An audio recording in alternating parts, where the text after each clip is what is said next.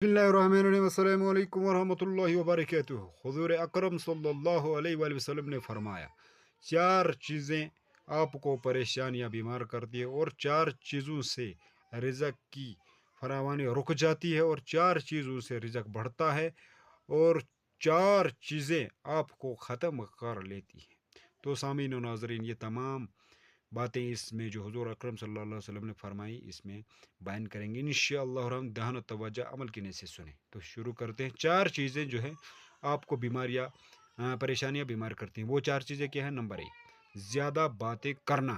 ज़्यादा बातें करना। नंबर दो, ज़्यादा सोना। नंबर तीन, ज़्यादा खाना।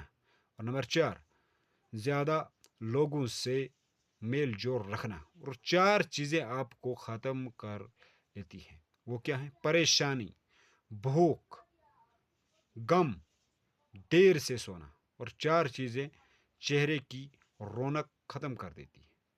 चार चीज़ों से चेहरे की रौनक ख़त्म हो जाती है। वो क्या है? और खुशियाँ भी चली जाती हैं। झूठ बोलना। झूठ बोलना, इज्जत, बड़ों की इज्जत न करना, और चीज़ों में इसरा झूठ, इज्जत न करने और किसी गलत चीज़ पर भी इसरार करना। आगे, अच्छा जी, चार चीज़ों से रिज़्क की फरावानी रुक जाती है। क्या है? सुबह फजर से तुलु आफ्ताब तक सोना। नंबर दो, नमाज न पढ़ना या पाबंदी से न पढ़ना। और नंबर तीन, सुस्ती करना। नंबर चार, धोखा देना। और चार चीज़ों से रिज़्क बढ़ता है। वो क्या है? चार चीज़ें हैं। नंबर एक, रातों को उठकर अल्लाह ताला की इबादत करना। नंबर दो, बहुत ज़्यादा पशेमान होना अपने गुनाहों पर। नंबर तीन, मुस्तकिल खैरात करना, सदका करना।